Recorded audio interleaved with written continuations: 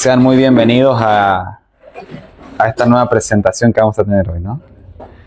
Bueno, este no es el tema en sí, pero antes de orar, quería compartirles un poco de las noticias de la actualidad, ¿no? Esto fue del día de ayer. Ustedes saben quién es ese caballero, ¿verdad? Bueno, es el hijo del diablo, en otras palabras, ¿no? Pero este señor recibió una medalla de los Estados Unidos. La ven allí. Esto lo vi ayer. Esta es una noticia de hace unas 5 horas, ¿no? Papa León XIV, quien es el primer pontífice nacido en los Estados Unidos de América, recibe la Medalla de la Libertad por su labor de toda una vida en la promoción de la libertad religiosa y la libertad de conciencia y expresión en todo el mundo, ideales consagrados por los fundadores de Estados Unidos en la primera enmienda de la Constitución estadounidense. De no creer, ¿no? Al aceptar este premio, ruego que este 250 aniversario de la fundación de esta gran nación sea ocasión para reafirmar solemnemente los ideales que han hecho Estados Unidos un país que valora la paz y la prosperidad, un país caracterizado por la generosidad y la nobleza de corazón. Los encomiendo a todos ustedes, así como al futuro de la nación, a aquel que es la fuente misma de la verdad, de la verdadera libertad y la paz duradera, aquel cuyo nombre es paz. Que Dios bendiga a Estados Unidos. De no creer, ¿verdad? ¿Por qué tiene la bandera paraguaya por el pelo? No, estos son los colores de los Estados Unidos, hermano. O sea, esta es una medalla que le dio a él el gobierno de los Estados Unidos. Es interesante, ¿no? Quiero mostrarles un videíto. Bueno, los que puedan leerlo, amén. En pocas palabras, aquí está agradeciendo él por la medalla que se le dio, ¿no? As a son of this great country, founded by courageous men and women who dreamed of liberty and of a better life for themselves and for their children, I join you in asking God's blessings upon America's future, that the lofty ideals enshrined at the beginning of the Declaration of Independence may continue to guide the flourishing of the nation in unity, justice, and peace. In these past 250 years, for so many peoples throughout the world, it was the firm resolve to achieve the noble vision of the nation's founders that made America a byword for freedom. As the country opened its doors to successive waves of immigrants, enabling them and their children to play their part in shaping the future of the nation. Today, as we look to the future, this historic anniversary presents us with the opportunity to reflect once again on the nation's founding principles in the hope that America will remain ever true to the dream that has earned it the title of land of the free and home of the brave. The moral greatness of a nation is manifested, above all, in its capacity to support, protect, and cherish the lives of all, especially the most vulnerable and those whose worth is questioned. Interesante, ¿no? Valor se pone en duda. Hablando como dragón, Sí. ¿verdad? Porque el que habla a través de él es el diablo. Eso fue lo que el diablo le dijo a Eva: no morirás. El mundo, hermanos, se está comisionando para tener una unidad, una falsa unidad. Y eso es a lo que está llamando este hombre, ¿no? Para formar una imagen de la bestia. Estas son noticias, hermanos, que nos deben abrir los ojos. No debemos irnos a un extremo ni tener miedo, nada. Porque justamente eso es lo que nos dice el mensaje del tercer ángel. Vamos a leerlo rapidito. En Apocalipsis 14, versículos 9 al 11, para comenzar con el tema de esta hora. Si nosotros queremos dar este último gran mensaje, tenemos que poner en práctica lo que vamos a presentar hoy, ¿no? Apocalipsis capítulo 14, desde el versículo 9 en adelante, dice: Y el tercer ángel lo siguió diciendo a gran voz: Si alguno adora a la bestia y a su imagen, y recibe la marca en su frente o en su mano, él también beberá del vino de la ira de Dios, que ha sido vaciado puro en el cáliz de su ira, y será atormentado con fuego y azufre y delante de los santos ángeles y del Cordero. Y el humo de su tormento sube por los siglos de los siglos, y no tienen reposo de día ni de noche los que adoran a la bestia y a su imagen, y nadie que reciba la marca de su nombre.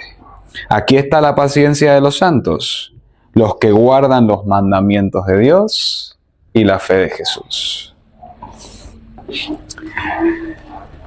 Es muy buena esta ilustración, ¿no?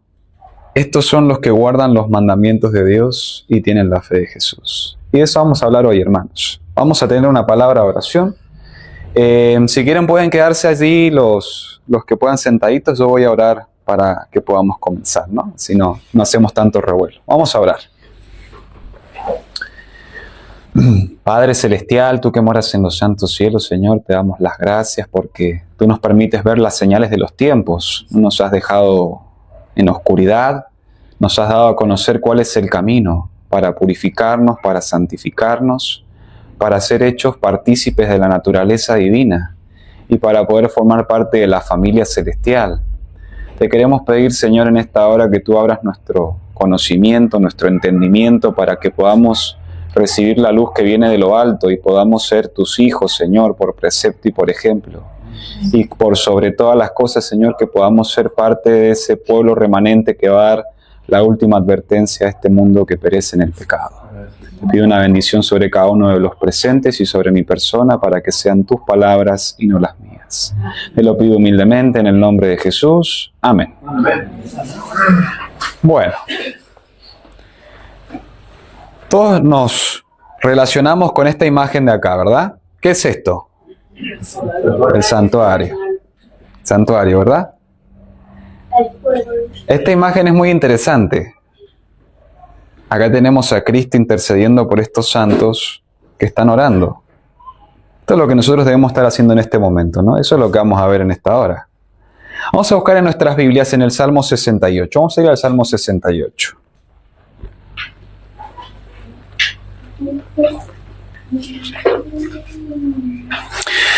El Salmo capítulo 68 desde el versículo 21 en adelante. Es interesante de que todo este capítulo de los Salmos está hablando en el contexto de lo que es el santuario. ¿Ok? Voy a leer desde el versículo 21, dice: Ciertamente Dios herirá la cabeza de sus enemigos, la testa cabelluda del que camina en sus pecados. El Señor dijo: de Basán te haré volver de las profundidades del mar, porque tu pie se enrojecerá de sangre de tus enemigos, y de ella la lengua de tus perros. Vieron tus caminos, oh Dios, los caminos de mi Dios, de mi Rey, en el santuario. Qué interesante, ¿no? Porque en estos textos hay muchas verdades que resaltar. Por ejemplo, en el versículo 21, el Señor proféticamente hablando dijo de que Él heriría la cabeza de sus enemigos. ¿Cuándo sucedió eso, hermanos? En la muerte de Cristo. Amén. En la cruz, por primera vez, el Señor Jesús le pisó la cabeza a la serpiente. Ahí se concretó una fase de la expiación. Ahí Jesús le pisó la cabeza a Satanás y demostró de que Satanás es un mentiroso y que es padre de la mentira, como nos dice Mateo capítulo 8, del versículo 40 en adelante, ¿no? En el versículo 22 nos dice de que el Señor nos hará volver de Basán y que nos hará volver de las profundidades del mar. Ustedes saben que he estado investigando un poco de la región de Basán. Era una región donde había mucha ganadería y era una región donde se practicaba mucho el espiritismo. Hay algunos comentaristas bíblicos que dicen de que los gadarenos eran parte de la región de Basán y que Basán es conocido como el lugar de la serpiente. Interesante, ¿no? Porque del lugar de la serpiente Dios hará volver a su pueblo. Estamos en territorio de la serpiente. La señora Juá dice que este es el mundo encantado de Satanás. Este mundo es una mentira. Príncipe, Cristo mismo dijo, he aquí viene el príncipe de este mundo. Tenemos que ser conscientes de que Satanás es el príncipe. Sí, sí. Entonces, hermanos, este mundo no es real. ¿Me explico? Estamos hablando de manera espiritual. Lo que comemos, lo que vemos no es real. Está todo detrás los espíritus de Satanás, ¿no? Y dice el Señor que nos hará volver de las profundidades del mar. Según Apocalipsis 17:15, ¿a qué representa el mar? Muchedumbres de gentes. ¿Y esa gente cómo está? ¿En pecado o en santidad? Pecado. Entonces, ¿dónde nos va a sacar el Señor? Del pecado. También tiene un lenguaje de juicio. Versículo 23, porque tu pie se enrojecerá de sangre de tus enemigos, y de ella la lengua de tus perros. ¿Cómo murió Jezabel? Se la comieron los perros, ¿verdad? Eso es lo que le va a pasar a la Jezabel moderna. Versículo 24, el punto central dice, vieron tus caminos, oh Dios, los caminos de mi Dios, de mi Rey, en el santuario. Qué interesante texto, ¿no? Voy a correr esto hacia atrás, así puedo dejar mi Biblia. La palabra de Dios nos dice, hermanos, de que en el santuario está el camino que nos lleva al cielo. A ver. ¿Me explico? Eso es lo que vamos a ver en esta hora. Porque, hermanos, lo que acabamos de ver, en pocas palabras, es una señal de advertencia de que Jesús viene muy pronto. Y que nosotros debemos proclamar el mensaje del tercer ángel. Pero a través de los mensajes de los tres ángeles es como Dios nos quiere llevar al cielo. Eso es lo que vamos a ver ahora, ¿no? Esta imagen es muy interesante, porque aquí se nos presentan los dos servicios del santuario en tipos. Este es el edificio literal que los israelitas usaban para poder redimir sus pecados, ¿no? De aquí para allá, ¿qué había? Aquí al fondo se ve. ¿Qué es esto lo que está acá? Las carpas, ¿no? ¿A qué representa eso? El campamento, ¿verdad? Nosotros aquí, hermanos, somos el campamento. En el campamento a veces se levanta un Natán, Coré y Abiram. Del campamento también salen a veces una Oliá, un Bezaleel para hacer una obra especial. Y así sucesivamente. Nosotros somos el campamento, somos la iglesia militante. Y cada uno de los que estaban en el campamento debía venir aquí. ¿Qué debía hacer aquí? ¿Qué llevaba él y todo el campamento lo veía? ¿Qué llevaba él a su lado para matar? Cordero, ¿verdad? ¿Y para qué servía ese cordero? Para expiación. Se le cortaba el cuello aquí. El israelita debía degollar al cordero. Esa sangre los sacerdotes la juntaban, ¿no?, en una vasija. El cordero era descuartizado, se le quitaba cierta porción de la carne, las pieles. Y el resto que no servía era quemado aquí. Lo demás era diezmo, en cierta manera, para los sacerdotes, era como que les pertenecía esa parte, ¿no? Y la sangre empezaba a recorrer por todo el santuario, a asperjarse hasta aquí, hasta el velo. ¿Ok? Y durante todo el año ese sistema se manejaba en Israel. Ese era el servicio diario.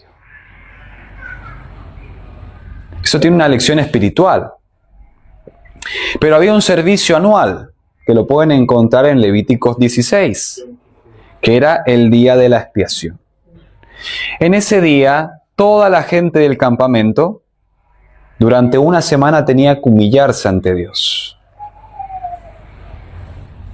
Y se practicaba mucho el ayuno. El ayuno en este caso se conecta con lo que conocemos como la reforma pro salud, de clarificar nuestra mente y escudriñarnos a ver cómo estamos con Dios. ¿Me explico? Y en ese día, toda esta gente buscaba al Señor, porque si había pecado en ellos, eran cortados del campamento. Eso sucedía, ¿no? De manera tipológica, de una sombra de una realidad. hablando en un lenguaje más sencillo. ¿Qué es lo que nos quería enseñar el Señor aquí? ¿Qué era lo que el Señor nos quería enseñar? Vamos a leerlo. Patriarcas y Profetas, la página 322 y el párrafo 3 dice: la parte más importante del servicio diario era la que se realizaba en favor de los individuos. El pecador arrepentido traía su ofrenda a la puerta del tabernáculo y colocando la mano sobre la cabeza de la víctima, confesaba sus pecados. Voy a volver a leer. Voy a pedir al jovencito, por favor, ¿sí? Puede quedar un poquito más quietito. Voy a volver a leer, dice: la parte más importante del servicio diario era la que se realizaba en favor de los individuos. El pecador arrepentido traía su ofrenda a la puerta del tabernáculo y colocando la mano sobre la cabeza de la víctima, confesaba sus pecados. Aquí hay un deber importante, hermanos, y se centra aquí, en la confesión. Recuerden que este era el servicio diario. Yo les pregunto, en el tiempo presente, ¿ustedes dónde van a confesar? ¿En la puerta de un tabernáculo o en el lugar secreto? ¿Me explico? En el lugar secreto. Porque estamos ahora, hermanos, bajo el nuevo pacto que Cristo está llevando a cabo en el santuario celestial. Por eso es muy importante, hermanos, el deber de la confesión de nuestros pecados. Y es muy importante autoanalizarnos todos los días. Porque estamos en ese momento de la historia. Así, en un sentido figurado, los trasladaba de su propia persona a la víctima inocente. Con su propia mano mataba entonces el animal y el sacerdote llevaba la sangre al lugar santo y la rociaba ante el velo, detrás del cual estaba el arca que contiene la ley, que el pecador había transgredido. Con esta ceremonia y en un sentido simbólico, el pecado era trasladado al santuario por medio de la sangre. ¿Dónde iba a parar la sangre? Aquí. Este es el velo, hermanos. ¿A quién representa el velo? A Cristo. Porque todos nuestros pecados confesados figurativamente van a parar a Cristo. Cristo recibe nuestros pecados en su ser. Y estamos en ese proceso. Vamos a seguir estudiando. Una vez al año, en el gran día de la expiación, el sacerdote entraba en el lugar santísimo para limpiar el santuario. La obra que se llevaba a cabo allí completaba el ciclo anual de las ceremonias. O sea, de que cuando llegaba este momento, era como que todo se reiniciaba nuevamente. Pasaba un año, todas las fiestas, todas las ceremonias, llegaba esta y comenzaba todo nuevamente. Era como un nuevo ciclo, ¿no? Podías comenzar de nuevo. Si en un año habías cometido pecados, habías cometido errores, habías manifestado flaquezas, debilidades, podías arreglarte con Dios y en ese año podía comenzar todo de nuevo. Es como la naturaleza, ¿no? Por ejemplo, allá en Argentina, donde yo vivo, están bien marcadas las 4 estaciones. Entonces, cuando vos vas a cosechar, traes el fruto, sacás todo el fruto, y luego de que termina la cosecha, el árbol empieza a despojarse de todas sus hojas, y toda su hoja se cae. Llega el invierno, y viene la poda. Entonces se le da una poda al árbol para que luego te dé una buena cosecha. Y cuando el invierno termina, empieza todo nuevamente a florecer, preparándose para la cosecha. Ese es el ciclo anual que Dios quiere hacer en nuestras vidas. ¿Se va entendiendo? Y este era el propósito del día de la expiación. No era un día en donde todos se debían sentir tristes porque iban a ser cortados, no. Era un nuevo comienzo. Era la oportunidad de dejar todo atrás y comenzar de nuevo. Ay, perdón con eso. Voy a seguir leyendo, dice: el día de la expiación, el sumo sacerdote, llevando una ofrenda por la congregación, entraba en el lugar santísimo con la sangre y la rociaba sobre el propiciatorio. encima de las tablas de la ley. En esa forma, los requerimientos de la ley que exigían la vida del pecador quedaban satisfechos. Y hermanos, eso es algo que nosotros debemos considerar. Y debemos pedirle a Dios que coloque eso en nuestras mentes, ¿no? Porque la paga del pecado es la muerte. Cada vez que nosotros pecamos, alguien tiene que morir. ¿Me explico? Si nosotros no confesamos nuestros pecados, ese pecado queda en nosotros. No hay expiación por ese pecado. Y hay distintos tipos de pecados, ¿no? Hay pecados y hay prevaricaciones, que son dos cosas distintas, ¿no? Entonces, en su carácter de mediador, el sacerdote tomaba los pecados sobre sí mismo y salía del santuario llevando sobre él la carga de las culpas de Israel. A la puerta del tabernáculo ponía las manos sobre la cabeza del macho cabrío de Azazel y confesaba sobre él todas las iniquidades de los hijos de Israel y todas sus rebeliones y todos sus pecados. Así los pondrá sobre la cabeza del macho cabrío. ¿Quién es ese macho cabrío? ¿Qué vas a hacer? Azazel. Satanás. Satanás. Así es, hermano. Así es. Y cuando el macho cabrío que llevaba estos pecados era conducido al desierto, se consideraba que con él se alejaban para siempre del pueblo. Este es el servicio definido como figura y sombra de las cosas celestiales. Y nos cita Hebreos, el capítulo 8 y el versículo 5.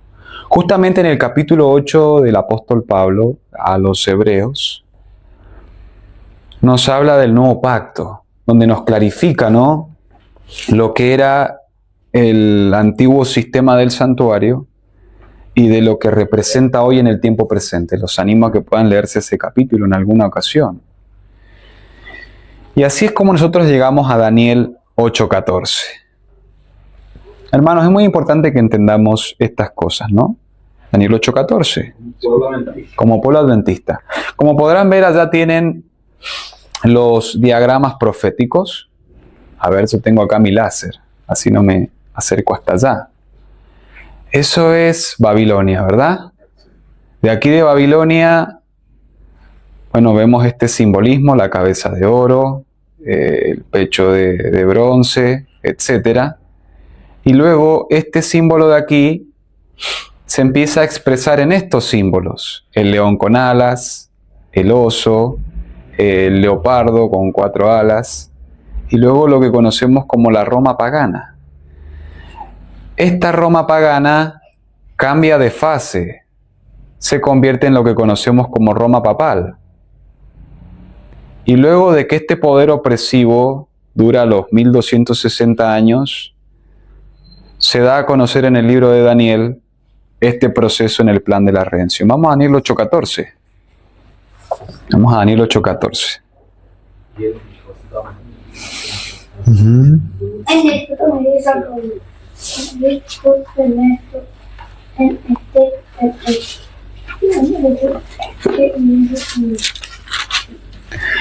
Daniel 8:14. Bueno, desde el versículo 13 dice: Entonces oía un santo que hablaba, y otro de los santos preguntó a aquel que hablaba: ¿Hasta cuándo durará la visión del continuo sacrificio y la prevaricación asoladora, entregando el santuario y el ejército para ser pisoteados? Y él dijo: hasta 2300 tardes y mañanas, luego el santuario será purificado. Interesante, ¿no? Porque como nosotros entendemos, hermanos, proféticamente hablando, esto se cumplió en la fecha de 1844.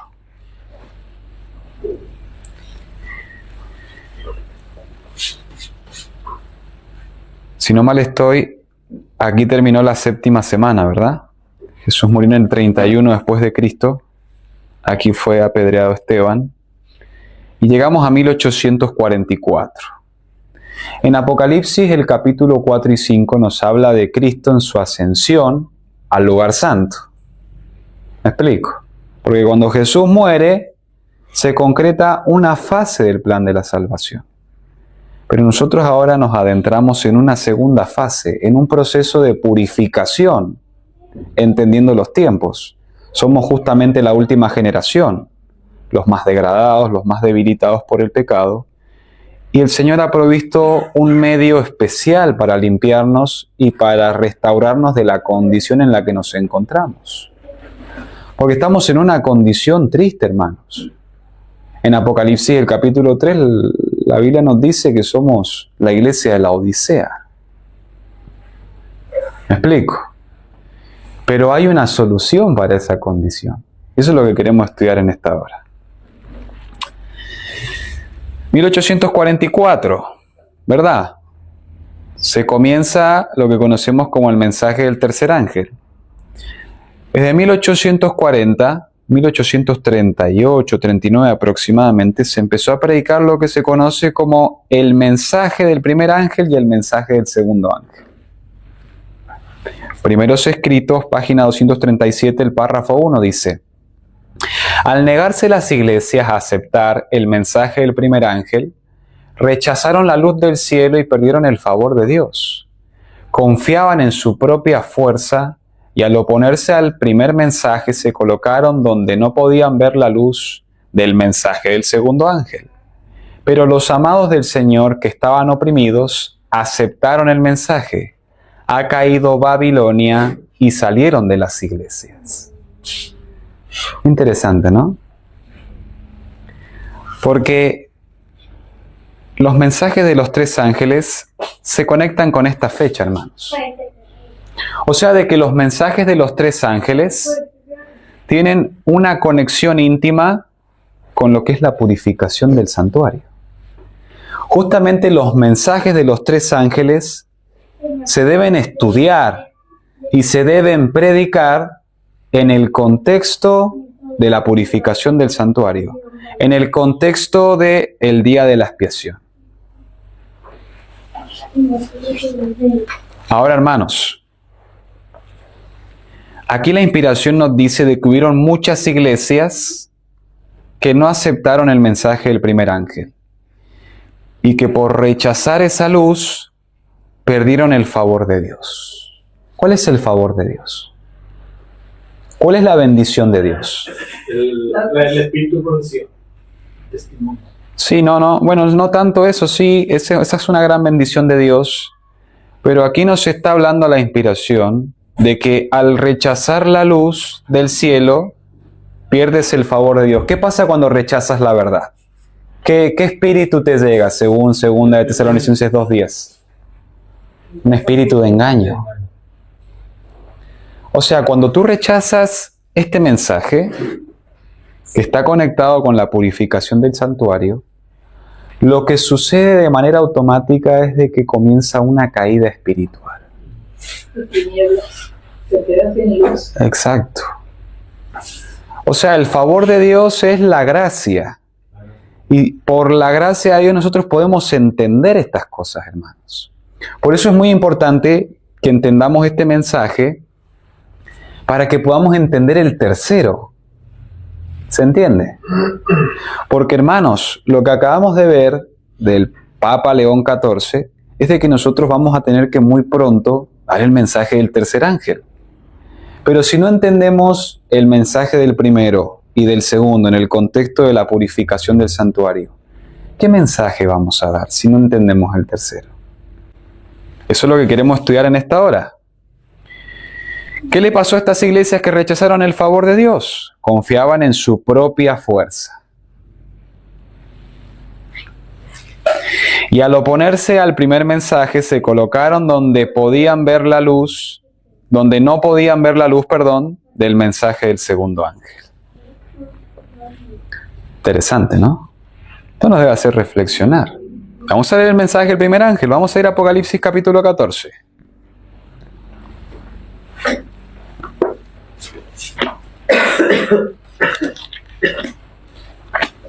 Apocalipsis, el capítulo 14,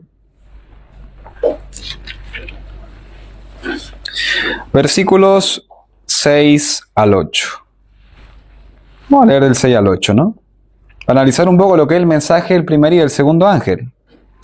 Pero vamos a leer primero del 6 al 7, dice: Vi volar por en medio del cielo a otro ángel que tenía el evangelio eterno, para predicarlo a los moradores de la tierra, a toda nación, tribu, lengua y pueblo. O sea, de que todo el mundo tiene que conocer este mensaje.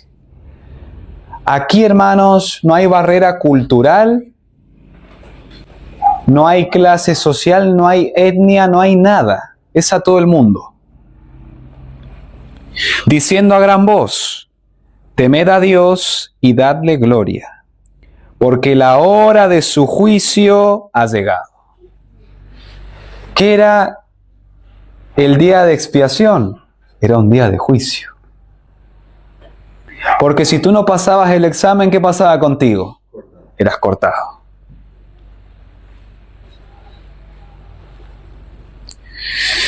Temed a Dios y darle gloria. ¿Qué es dar gloria a Dios? ¿Qué es temer a Dios? Una pregunta que nos deberíamos hacer. Porque hoy en día en el mundo cristiano como que todos son muy temerosos de Dios, ¿verdad? Pero la Biblia enseña claramente lo que es temer a Dios. Solo hay una forma de temer a Dios y solo hay una forma de ser salvos, hermanos. Solo hay una. Y debemos entender esos principios para que, como nos dice el apóstol Pedro, no vamos a leerlo rapidito, vamos a ir a Segunda de Pedro. Segunda de Pedro, capítulo 1.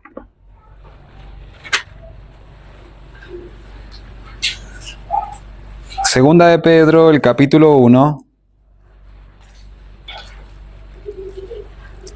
Desde el versículo 3 en adelante dice: como todas las cosas que pertenecen a la vida y a la piedad nos han sido dadas por su divino poder mediante el conocimiento de aquel que nos llamó por su gloria y excelencia, por medio de las cuales nos ha dado preciosas y grandísimas promesas, para que por ellas llegaseis a ser participantes de la naturaleza divina, habiendo huido de la corrupción que hay en el mundo a causa de la concupiscencia.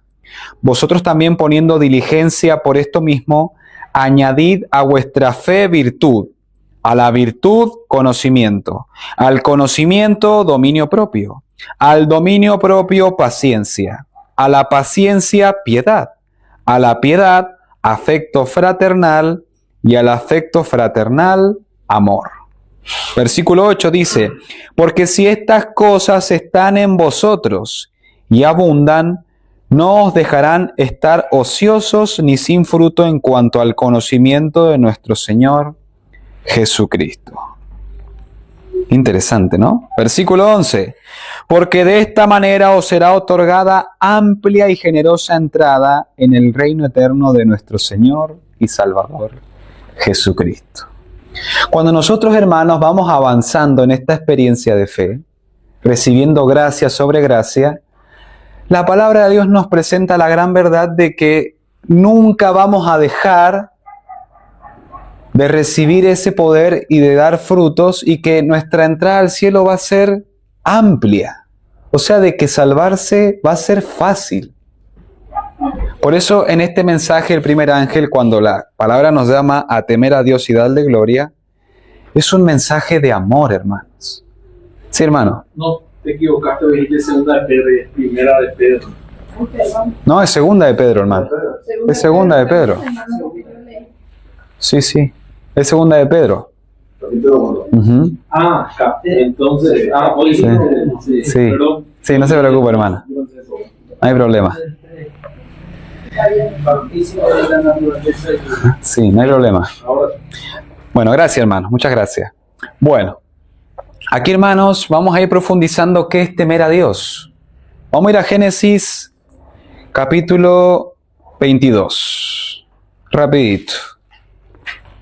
Para que nosotros podamos entender en qué consiste el juicio investigador, hermanos. Porque justamente estamos en un juicio investigador, donde se están probando nuestros casos, ¿no? Vamos a ir a Génesis capítulo 22. Vamos a leer desde el versículo 7 en adelante. Vamos a ponernos en contexto, ¿no? Vamos a hablar un poco de la experiencia del padre de la fe, de Abraham. Porque leíamos recientemente en Apocalipsis capítulo 14 y el versículo 12, de que los que guardan los mandamientos de Dios, ¿qué deben tener? La fe de Jesús. Y justamente Abraham fue el padre de la fe. O sea, de que tuvo también la fe de Jesús. Abraham tuvo sus caídas, como también tuvo sus victorias, pero tuvo una prueba suprema. ¿Se entiende? Esa prueba suprema consistía en sacrificar al hijo de la promesa, a su hijo, a su único. ¿Me explico?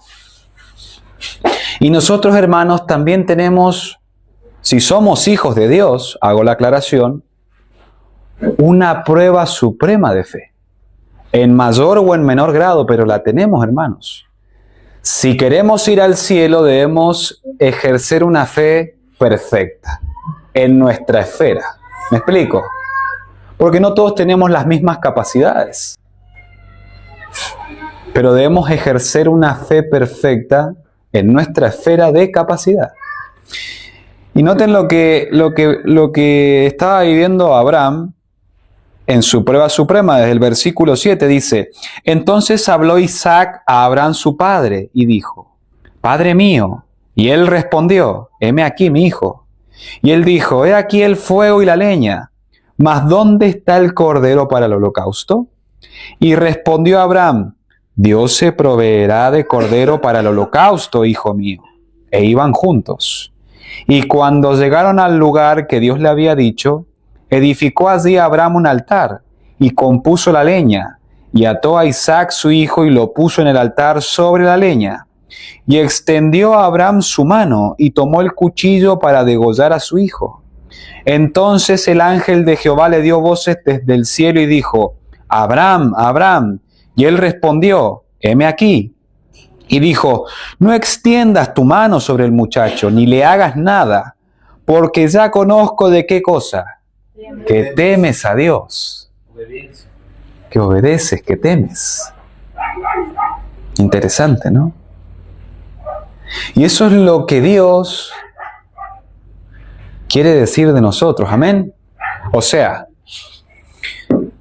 las pruebas que nosotros vamos teniendo, hermanos, van confirmando si tememos o no tememos a Dios. Y en ese proceso estamos. Por eso el mensaje del primer ángel nos dice: temed a Dios y dadle gloria, porque la hora de su juicio ha llegado. Y adorad a aquel que hizo el cielo y la tierra, el mar y las fuentes de las aguas. Es una exhortación a volver a acordarse ¿de quién? Del sábado. Versículo 8 dice: otro ángel le siguió diciendo: ha caído Babilonia, la gran ciudad, porque ha hecho beber a todas las naciones del vino del furor de su fornicación. Toda persona, hermanos, que niega esta verdad del juicio investigador, de la segunda fase de expiación, no es temerosa de Dios y es Babilonia. Está en confusión. Porque está buscando otro medio de salvación que el establecido por Dios. ¿Me explico? Eso es Babilonia. Si yo le digo a usted que para salvarse tiene que circuncidarse, ¿qué es eso? Babilonia, otro evangelio. Como nos dice Gálatas, capítulo 1, versículo 6 en adelante, ¿no? No hay otro evangelio. Cambiar de evangelio, hermanos, es convertirse en Babilonia. Es lo que le pasó a esta gente. Confiaban en su propia fuerza y al oponerse al primer mensaje se colocaron donde no podían ver la luz del mensaje del segundo. ¿Es necesario apartarnos del error? Claro. ¿Es necesario apartarnos de todo sistema que promueva la mentira y la herejía? Claro que sí.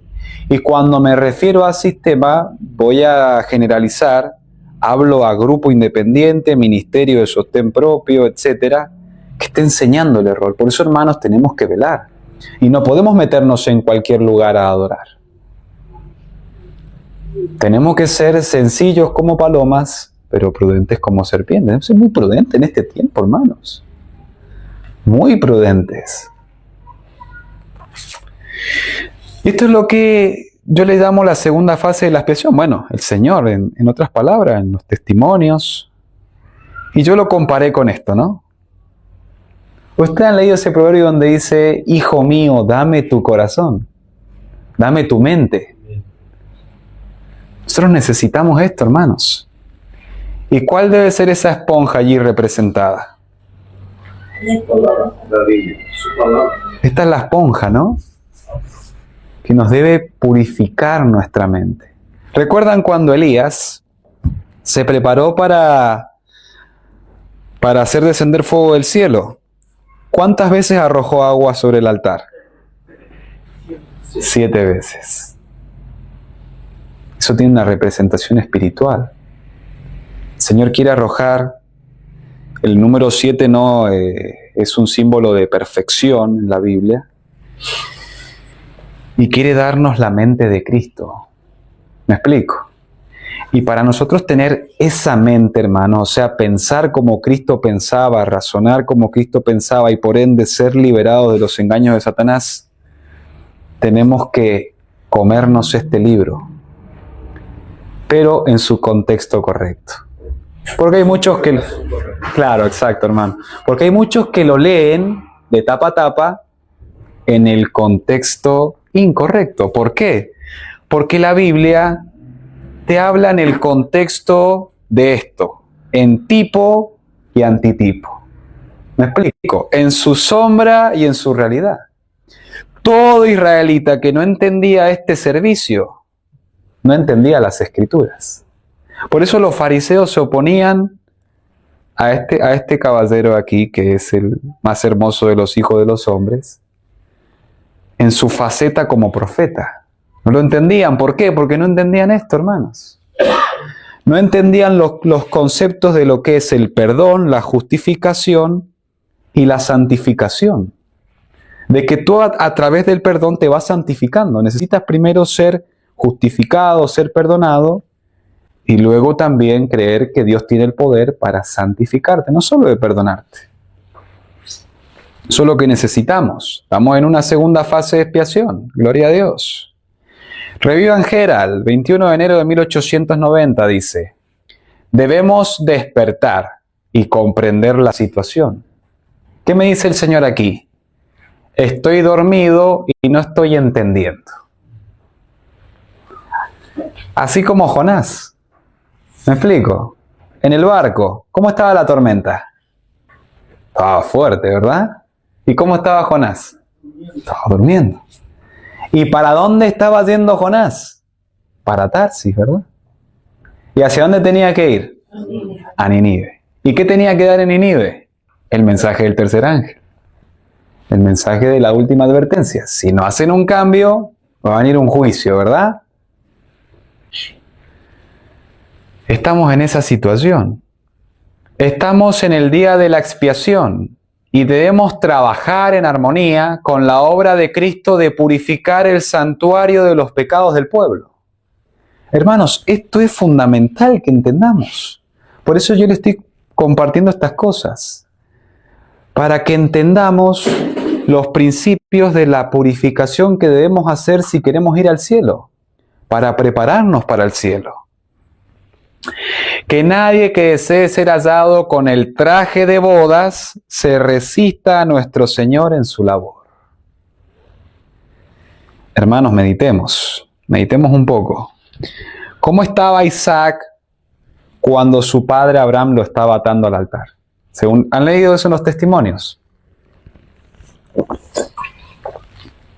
Según la inspiración, Isaac le ayudaba a Abraham a atarse en el altar. El mismo tomaba la cuerda y sin su pie empezaba a atar. Él mismo. Tomó la cuerda de su padre. Amén, hermano. ¿Usted ha leído eso? Sí. Muy interesante. Esa es la experiencia que nosotros debemos tener en este proceso. Ser sumisos. No, es que Señor, a mí todavía me sigue gustando lo malo de este mundo. Debes dejarlo en el altar. Debes ser sumiso. Que nadie que desee ser hallado con el traje de bodas se resista a nuestro Señor en su labor. Tal como es Él, así serán sus seguidores en este mundo. Interesante. Sí, hermana. El hermano estaba diciendo que Isaac se ataba su pie con el cordón.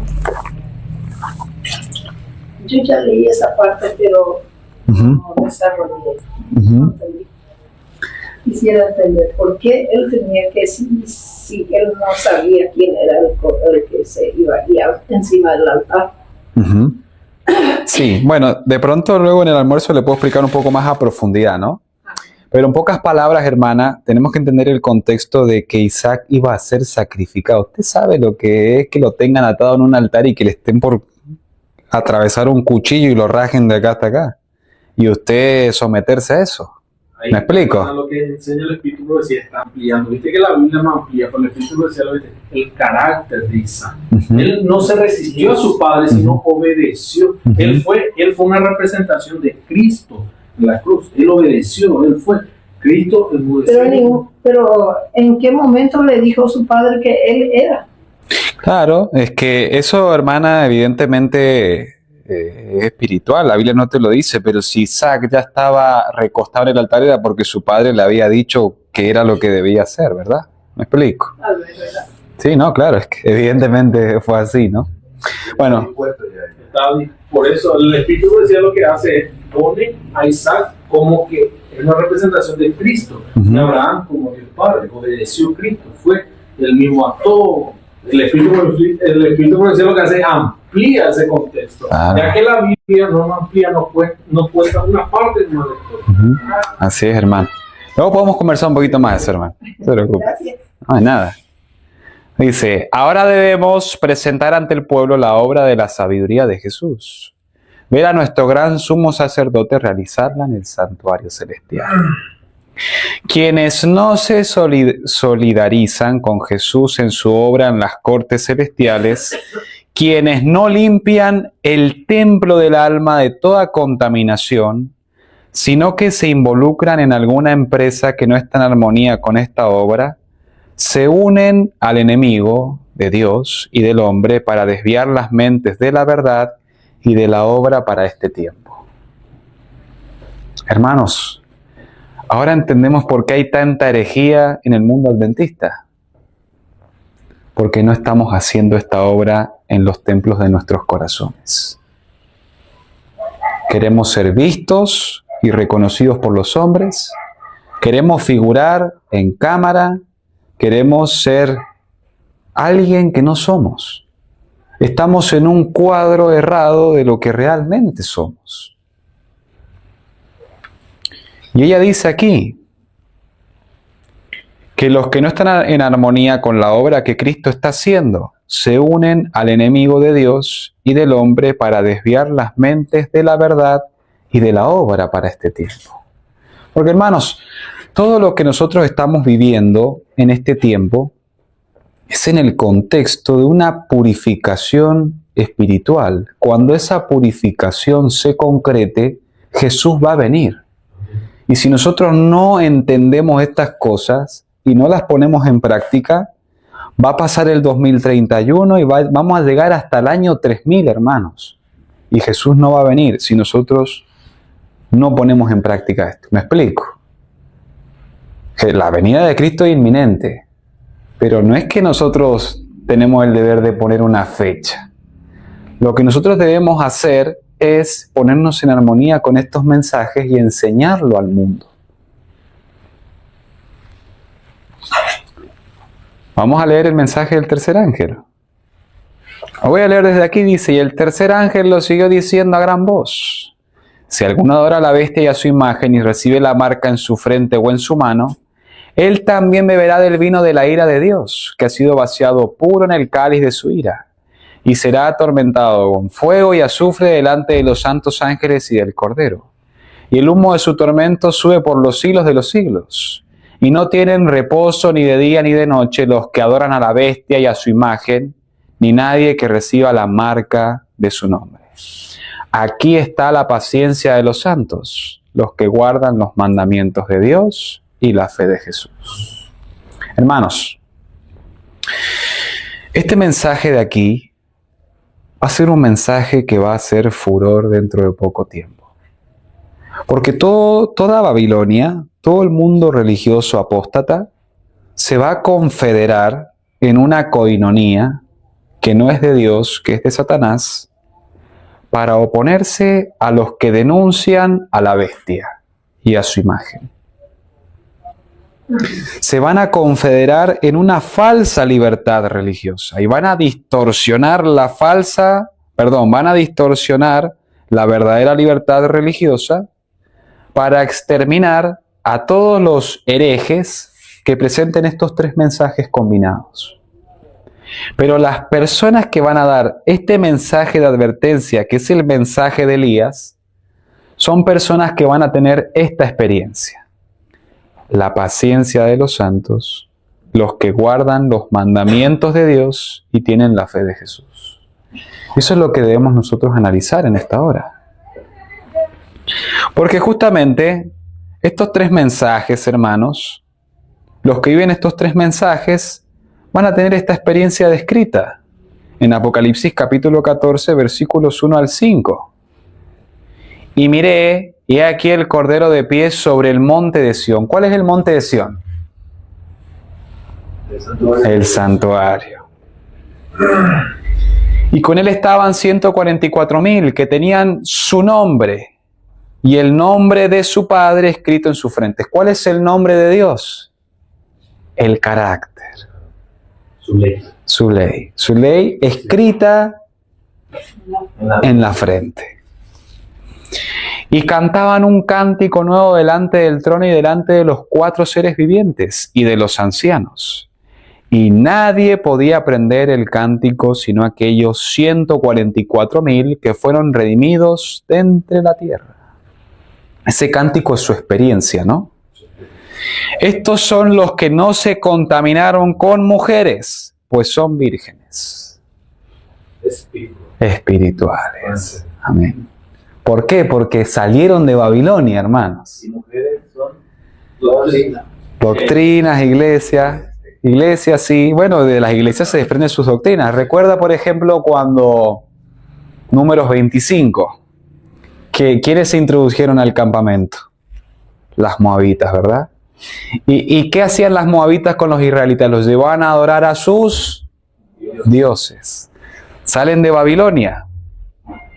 Son vírgenes espirituales, no se contaminaron con mujeres. Tienen discernimiento espiritual. Estos son los que siguen al Cordero por donde quiera que va.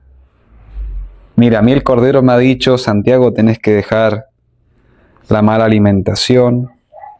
Santiago, tenés que dejar esas malas prácticas que vos tenés del mundo. Santiago, vos tenés que empezar a levantarte temprano a leer la Biblia.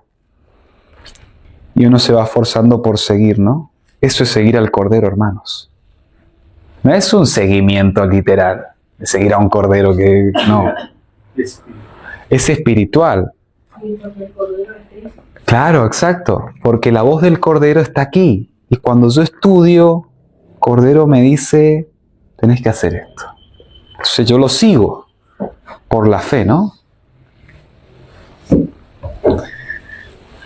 Dice: estos son los que fueron redimidos de entre los hombres como primicias para Dios y para el Cordero. Y en sus bocas no se halló engaño, porque ellos son sin mácula delante del trono de Dios. O sea, ¿de que 144,000 adventistas literales se van a salvar? No. Estos 144,000 son personas que, bueno, representan a un grupo especial de personas que no van a conocer la muerte. Pero todos los adventistas, hermanos, que van a ir al cielo, tienen que tener esa experiencia. No tener engaño en su boca. Y lo vamos a ver más adelante. Primera de Pedro 2, 21 y 22. Pues para esto fuisteis llamados, porque también Cristo padeció por nosotros, dejándonos ejemplo para que sigáis ¿qué cosa? ¿Jesús estuvo en el campamento? Sí. ¿Jesús pasó por el atrio? ¿Se bautizó? ¿Fue crucificado? Sí. ¿Jesús estuvo en el lugar santo? Sí. ¿Dónde está Jesús ahora? En el lugar santísimo. O sea que nosotros, para seguir las pisadas de Jesús, Espiritualmente hablando, tenemos que pasar por todo lo que Él ha pasado hasta el tiempo presente. Si queremos reinar con Dios y ser sacerdotes, tenemos que vivir esto, hermanos. El cual no hizo pecado, ni se halló engaño en su boca. ¿Nosotros hemos hecho pecado? Sí. ¿Pero podemos recibir el perdón? Esa es la buena noticia. ¿Me explico? Vamos a avanzar. Testimonios para Ministros, página 18, dice: el Señor Jesús está realizando experimentos en los corazones humanos por medio de la manifestación de su misericordia y abundante gracia. ¿Qué es experimentar en los corazones humanos? Jesús llama a la puerta. Alejandro, hoy Alejandro. Es hoy Dionisio, llama a la puerta y él está allí. Está realizando transformaciones tan sorprendentes que Satanás, con toda su triunfante jactancia, con toda su confederación del mal unida contra Dios y las leyes de su gobierno, se detiene para mirarlas como una fortaleza inexpugnable ante sus sofismas y engaños. Son para él un misterio incomprensible.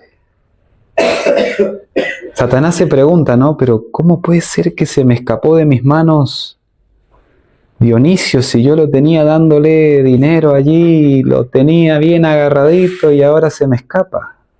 Y no lo entiende. Y hay casos, hermanos, lo tenía agarrado con la cocaína, la tenía esta mujerzuela agarrada en las noches ahí con... ¿Cómo puede ser que se me escapó? Son por los experimentos que el Señor Jesús hace en sus corazones, cuando manifiesta su misericordia y su gracia. Yo, hermanos, me pongo a pensar en la misericordia que Dios ha extendido conmigo.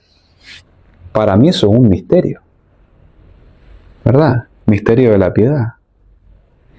Y aquí la inspiración nos dice que para Satanás es algo que él no puede comprender.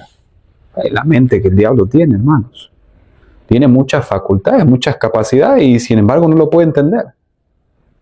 Tremendo, ¿verdad? Los ángeles de Dios, serafines y querubines, los poderes comisionados para cooperar con los agentes humanos, contemplan con asombro y gozo cómo hombres caídos, una vez hijos de la ira, están desarrollando por la enseñanza de Cristo caracteres a la semejanza divina, para ser hijos e hijas de Dios, para desempeñar una parte importante en las ocupaciones y los deleites del cielo. Qué maravilloso, ¿no? ¿Han escuchado el son de la séptima trompeta? Vamos a leerlo. Vamos a ir a Apocalipsis capítulo 11, perdón.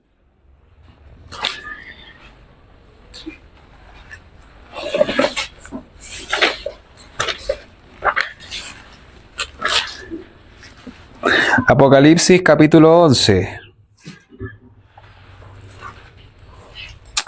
Versículo 16 dice: y los 24 ancianos que estaban sentados delante de Dios en sus tronos, se postraron sobre sus rostros y adoraron a Dios, diciendo: te damos gracias, Dios Todopoderoso, el que eres y que eras y que has de venir, porque has tomado tu gran poder y has reinado.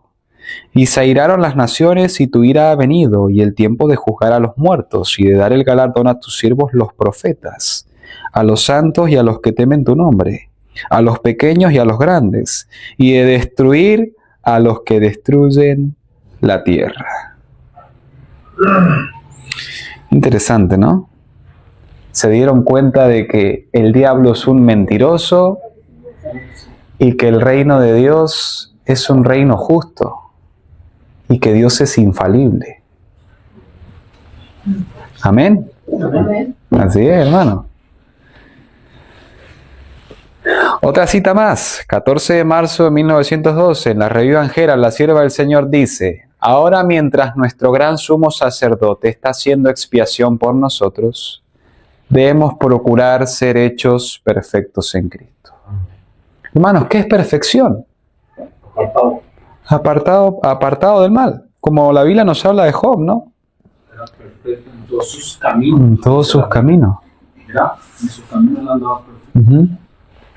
Ahora, hermanos, la perfección, como este servidor la ha entendido, es en el grado de luz que recibimos.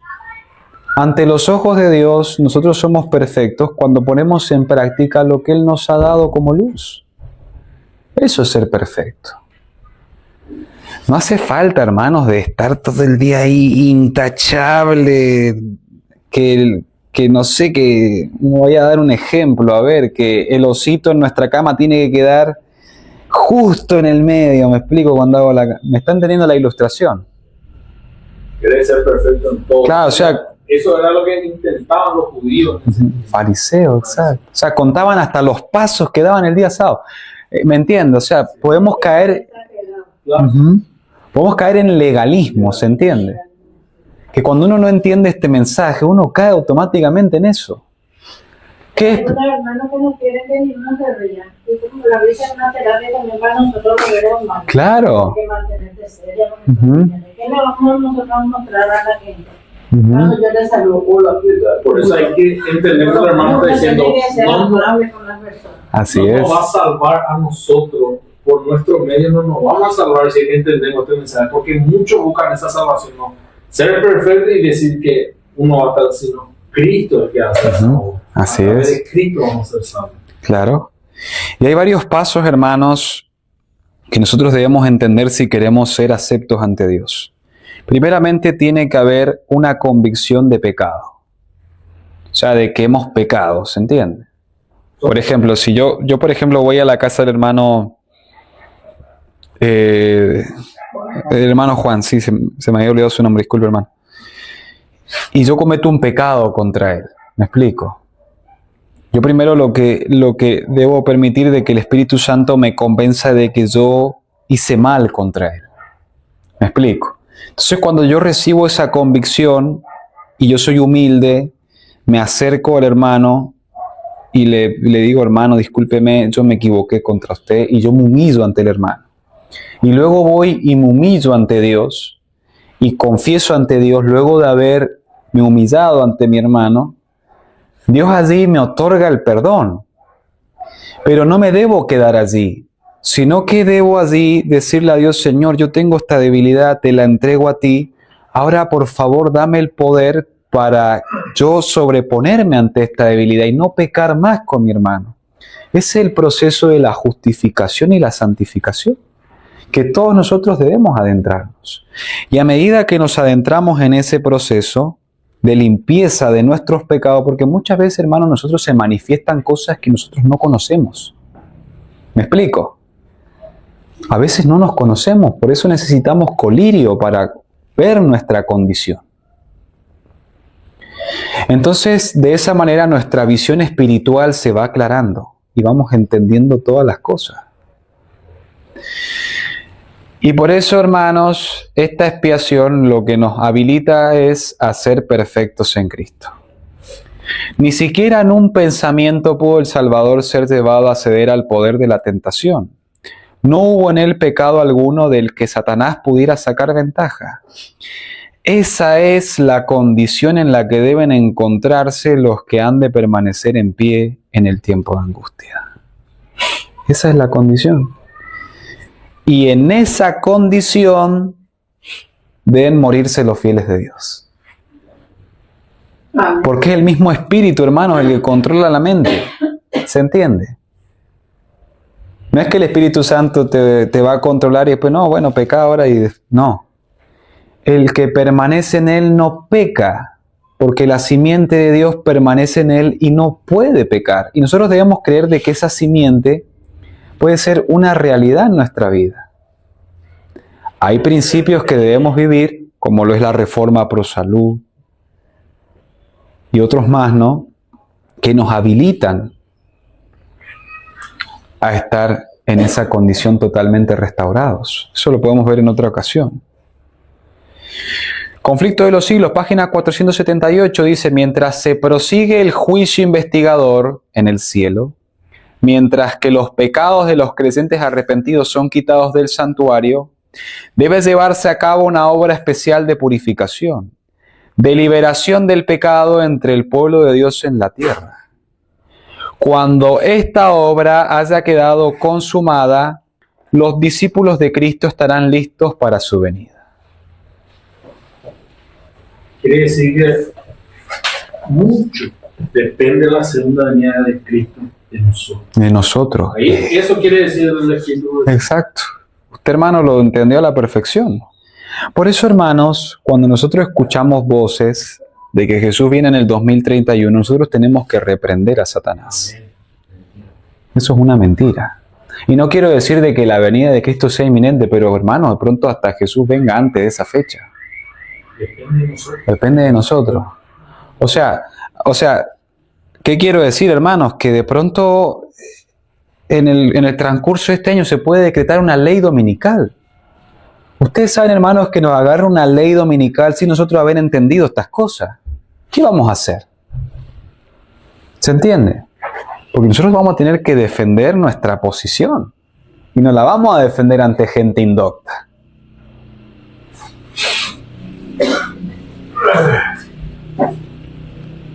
La iglesia en este mundo. Me encanta esta ilustración, ¿no? Yo tenía un libro que se llamaba Cristo en su santuario que tenía esta tapa. Esa familia así, ¿no? Un niño con su padre y su madre. Esta cita es una joya. El tabernáculo judío era un tipo de la iglesia cristiana. La iglesia compuesta por aquellos que son fieles y leales a Dios es el verdadero tabernáculo, del cual el Redentor es el ministro. Dios y no hombre erigió este tabernáculo sobre una plataforma alta y elevada. Comentario bíblico, tomo 7, página 931. ¿Qué es la iglesia, hermanos? Los que están en la plataforma de la verdad, los que están en los 7 pilares, los que están a la ley y al testimonio, los que guardan los mandamientos de Dios y tienen la fe de Jesús. Ellos son las ovejas y el Redentor es el pastor. Amén. Amén. Ya vamos terminando, hermanos. Daniel 12:2. Vamos a ir a Daniel 12. Daniel capítulo 12, versículo 2. Vamos a leer versículo 2 y 3. ¿Ok?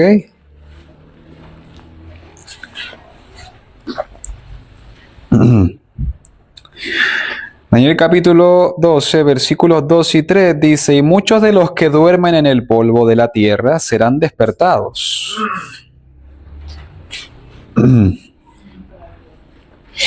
Y muchos de los que duermen en el polvo de la tierra serán despertados, unos para vida eterna y otros para vergüenza y confusión perpetua. ¿Qué es confusión perpetua?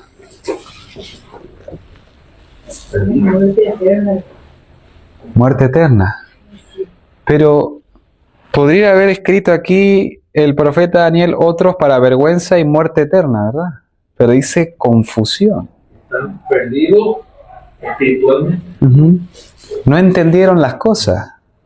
Porque el versículo 3 sigue arrojando más luz. Dice: los entendidos resplandecerán como el resplandor del firmamento, y los que enseñan la justicia a la multitud como las estrellas a perpetua eternidad. Hermanos, los que no han entendido estas cosas, permítanme poner el láser.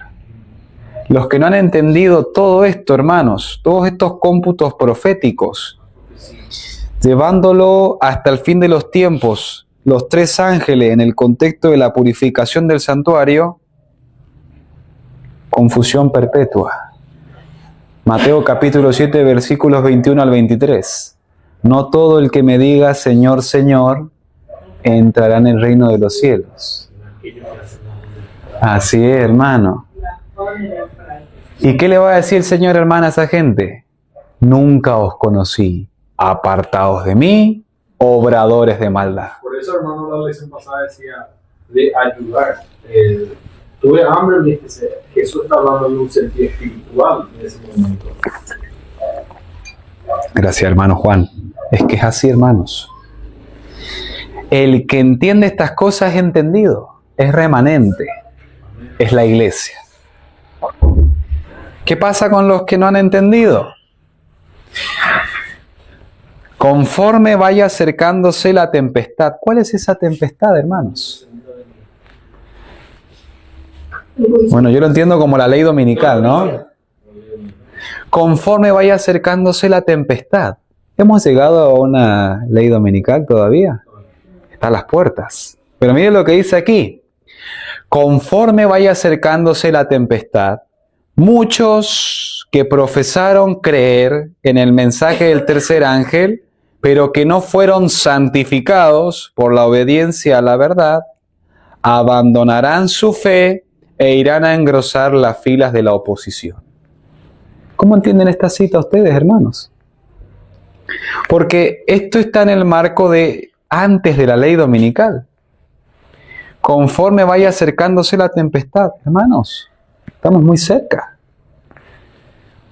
La gran mayoría que profesó ser adventista del séptimo día no ha sido santificado por el mensaje adventista del séptimo día, y la gran mayoría abandonó la fe que ha sido una vez dada a los santos, ha escuchado doctrinas de demonios y están engrosando cada vez más las filas de la oposición. Ustedes se han puesto a ver, hermanos, las audiencias de Alejandro Bullón, de Rubén Bullón. ¿Las han visto? ¿Cuántos hay? ¿Pocos o muchos?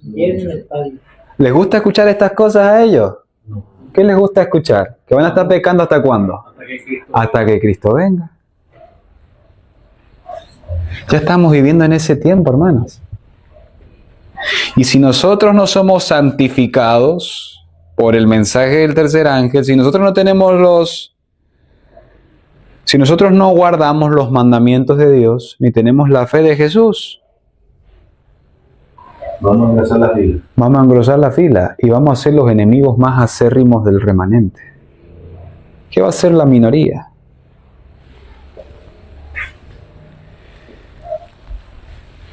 Esto está en el contexto de la liberación del pueblo de Dios. Los impíos se asombraron de aquel espectáculo al paso que los santos contemplaban con solemne júbilo aquella señal de su liberación. En rápida sucesión se produjeron señales y prodigios. Todo parecía haberse esquiciado, cesaron de fluir los ríos, aparecieron densas y tenebrosas nubes que entrenochaban unas con otras. Pero había un claro de persistente esplendor de donde salía la voz de Dios como el sonido de muchas aguas estremeciendo los cielos y la tierra. Sobrevino un tremendo terremoto. Abriéronse los sepulcros y los que habían muerto teniendo fe en el mensaje del tercer ángel. Esa es la resurrección especial. Y guardando el sábado se levantaron glorificados de sus polvorientos lechos para escuchar el pacto de paz que Dios iba a hacer con quienes habían, ¿qué cosa? Guardado los mandamientos de Dios. ¿Por medio de qué? Por medio de la fe en Jesús. Desde Adán hasta este tiempo, toda la iglesia ha tenido que cumplir con esos requisitos. Temer a Dios y darle gloria. Salir de Ur de los Caldeos, salir de Egipto, salir de Babilonia y observar la ley. Nehemías salió de Babilonia, ¿verdad? De Medo-Persia. ¿Cuántos judíos se quedaron allá? Mucho más. La mayoría. ¿No querían ir a reconstruir los muros? No, si ya tengo mi vida hecha acá, 70 años viviendo acá, me sienta bien, ¿no? Y ese es el trabajo que nosotros tenemos que hacer, hermanos. El Evangelio eterno. ¿Está para terminar? En el día del juicio, agárrense, hermanos. Agárrense fuerte. En el día del juicio, la conducta de aquel que haya conservado la fragilidad y la imperfección de la humanidad no será defendida. El que no tiene suficiente fe en Cristo para creer que Él puede guardarlo del pecado, no tiene la fe que le dará entrada en el reino de Dios. Tremendo, ¿no? Mi fragilidad y mi imperfección no va a ser justificada, porque ya Jesús salió del lugar santísimo. Ya no hay más. Y no vamos a poder justificarnos de nada, porque Jesús tiene el poder suficiente para que nosotros podamos quitar la fragilidad y la imperfección de nuestras vidas, en la esfera correcta, sin fanatismo, sin legalismo. El que no tiene suficiente fe en Cristo para creer que Él puede guardarlo del pecado, no tiene la fe que le dará entrada en el reino de Dios. Mensajes Selectos, tomo 3, página 411. Tremendo, hermanos. Por eso cuando el mensaje de reprensión viene, es una bendición, hermanos. Es una bendición. Porque estas cosas, querramos o no querramos, van a llegar. ¿Me explico? Si queremos vivir en el mundo, bien podemos. Yo no voy a mirarlo mal a alguno de ustedes si apostata. No lo voy a mirar mal. No, voy a orar por esa persona. Y si yo apostato, es deber de ustedes que oren por mí, ¿sí o no? Amén. Claro. Pero esto es algo demasiado personal, hermano, y es algo demasiado solemne que está ocurriendo en este momento y que está a punto de terminar. Y esto es lo que el Señor nos dice en 1 Juan 5:4. Con esto terminamos. Vamos a leerlo.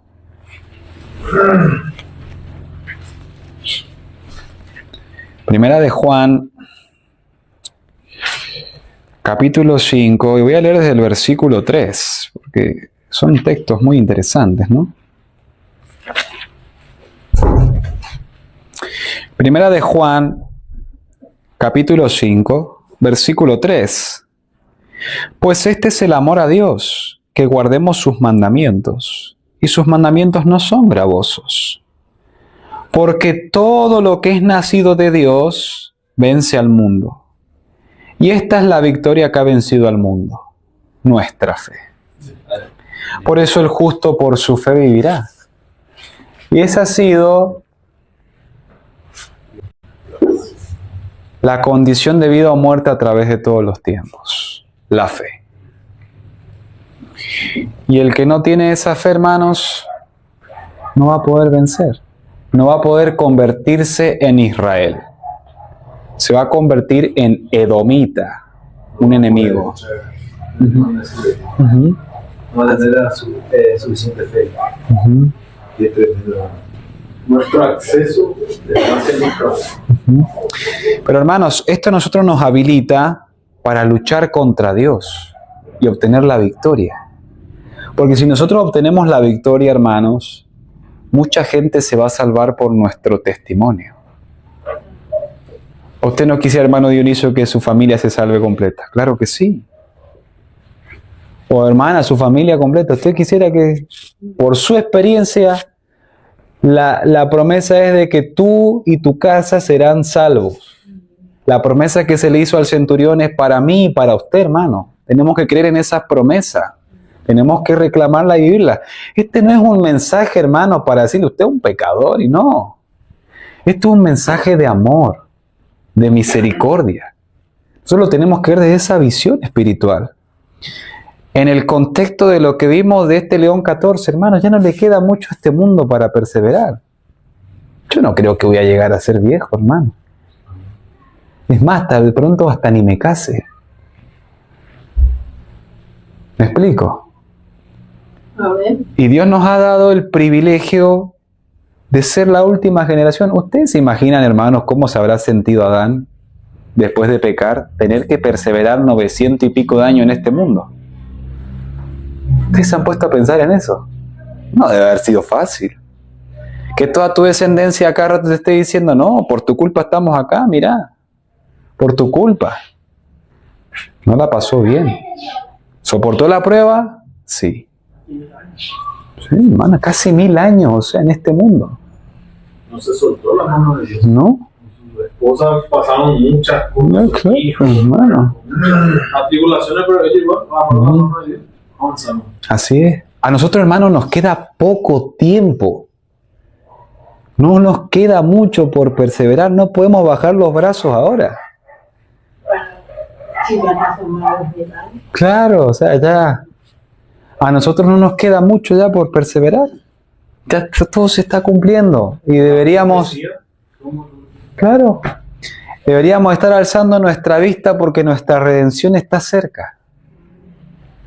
Amén. Bueno, vamos a cantar, hermano. Te hayas listo para el fallo del gran tribunal. Te hayas listo para el tribunal. Amén, amén, amén. Vamos a orar, hermanos.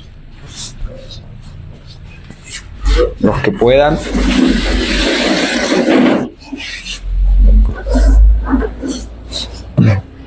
Oremos. Padre Celestial, tú que moras en los santos cielos, Señor, te damos las gracias nuevamente porque tú nos permites todavía reunirnos con verdadera libertad, Señor. Porque tú nos permites conocer los tiempos y las sazones, porque nos has dado la profecía para que no estemos a ciegas y porque nos das los medios necesarios, Señor, para poder vencer el pecado que nos tiene, Señor, esclavizados. Te queremos pedir, por favor, que nos perdones, que nos laves en la santa sangre de tu amado Hijo y que nos hagas partícipes de la naturaleza divina, Señor. Que en esta hora Satanás pueda ser reprendido, Señor, y que no ponga en nuestras mentes la gran mentira de que no podemos vencer. Ayúdanos a creer a cada una de tus promesas y a regocijarnos en la libertad que tú nos has dado como tus hijos, Señor. Te queremos pedir que seas con cada uno de nosotros, con las familias a las que representamos y con tu iglesia en la ancha faz de la tierra, Señor, en esta hora final. Estamos viviendo en lo último, Señor, y queremos pedirte que nos ayudes a perseverar en este corto tiempo que nos queda para ser el verdadero Israel, Señor. Te lo pedimos humildemente en el nombre de Jesús. Amén. Amén. Amén. Bueno, hermanos, feliz sábado y que Dios les bendiga.